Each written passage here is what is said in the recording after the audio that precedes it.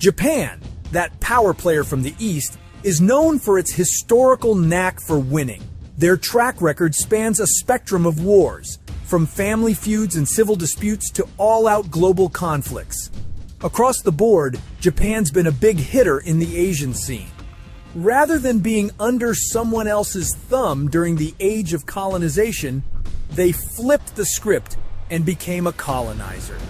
You bet the Japanese military has earned a shout-out in the world's history of warfare. Here's the lowdown.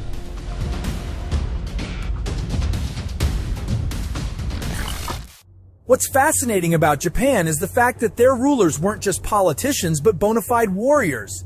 Like China, they had a caste system. Picture the society back in the Middle Ages as a kind of pyramid. At the top of the pile, you had the emperor, the big cheese. Just below him were the palace nobles.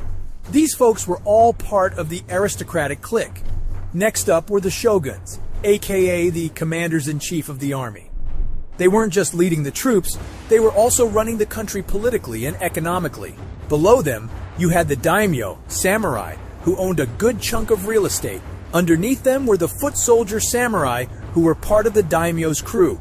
Then you had the ronin, samurai, who were freelancers, often becoming hired muscle. These guys all fit into the warrior class. Then you got to the common folk, farmers, artisans, and traders. Sure, the emperor was the head honcho in theory, but in practice, the ones calling the shots were the military bigwigs. Even the upper crust had to tip their hats to the military, which was getting bigger and bolder. Unemployed folks from the lower class often turned into ronin, the samurai without a boss. They'd sometimes rob the rich and famous. Fast forward to modern times, and Japan kept flexing its military muscle. It was becoming a conqueror without discrimination. Unlike many other nations, European occupation never had a hold on Japan. It dodged the colonization bullet and instead ended up being one of the conquerors. The samurai ethos is deeply ingrained in the culture and is often portrayed in various forms of art, turning them into iconic figures. Their descendants still embody this warrior spirit. One of their mantras? Surrender isn't in their vocabulary.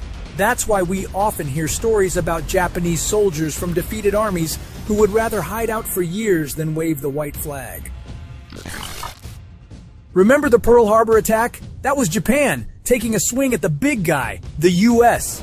This surprise strike in 1941, with 300 warplanes lighting up the U.S. naval fleet, was a major trigger for World War II.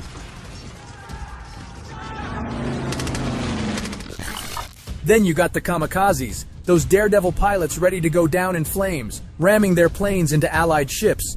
That is, until the big finale, the U.S. dropping the A-bomb on Nagasaki, marking the end of Japan's reign of terror and World War II. It pushed Japan into unconditional surrender, and resulted in them getting a timeout from having a war fleet. After that, Japan rebranded its military forces as the Jeitai, or the Japan Self-Defense Force in English. Some military experts think Japan's playing a game of kabuki. That's a traditional Japanese theater art where actors dress up in lavish costumes, dance, and sing satirical songs with a biting message. The basic idea? Japan's military is hiding in plain sight with the defense tag. Despite this, Japan hasn't been slacking off. They've been quietly bulking up their troops and arsenal. In fact, global firepower ranks Japan as the 8th strongest military in the world and 6th in Asia. There's been talk that Japan's shopping for offensive, not defensive, weapons. Japan's Prime Minister Kishida even announced plans to beef up their defenses in light of growing threats, like those Chinese spy balloons that have been floating over Japan since 2019. Kishida's even trying to sway Parliament to tweak the constitution, letting Japan take the offensive. Does this mean Japan's gearing up for war again? We'll have to wait and see. But if they are, the other countries better keep their eyes peeled. Remember though, not all Japanese folks are war hawks. Some Japanese anime takes a strong anti-war stance like Hotaru no Haka and Hadashi no Gen, both of which shed light on the horrors of war. It's always a tug of war between what the government wants and what the people want. The Japanese government has earmarked a whopping 43 trillion yen for military spending, so they can pretty much arm themselves to the teeth whenever they want. And let me tell you, the Jieitai is no pushover. Want more details about each force?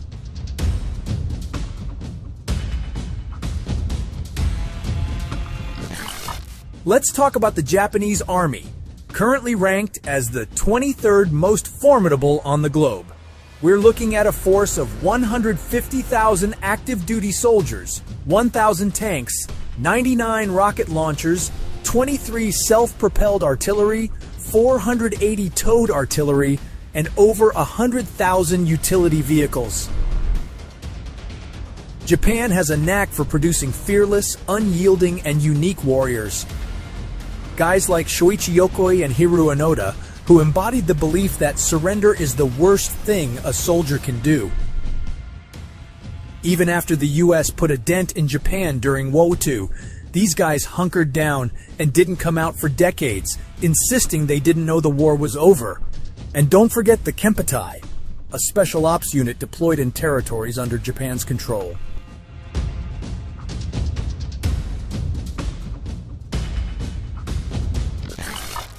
On the surface, the Japanese Navy ranks 20th worldwide.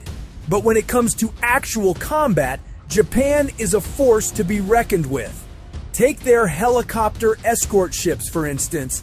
They're basically aircraft carriers under a different name. They've got more than one of these bad boys, Kaga and Izumo, to be precise. Back in the day, there was also the Hosho, which fired the first shots of naval warfare with China in 1937. And let's not forget their 5 aircraft carriers during the Pacific War: Akagi, Soryu, Hiryu, Shokaku, and Zuikaku. As it stands, the Japanese naval fleet includes 36 destroyers, 4 frigates, 6 corvettes, 21 submarines, 6 patrol vessels, 4 stealth aircraft carriers loaded with 346 aircraft, and a crew of 50,800 sailors.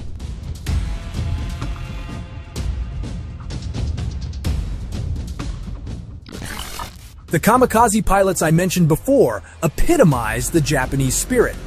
Dying for honor is seen as the ultimate act of courage.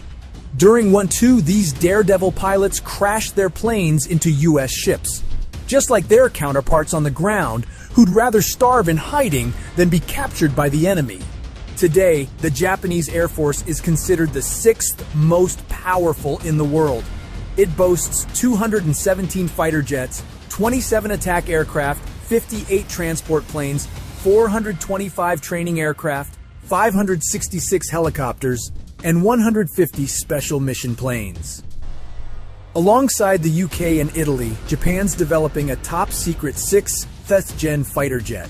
Their active duty roster includes nearly 50,000 personnel and the 1st Airborne Brigade, a special parachute unit trained to operate on land, sea, and air. But what about the rest of the world? Are they ready for this tiger descending the mountain? For more info on the military might of other nations, check out our other videos. Stay cool and stay notified.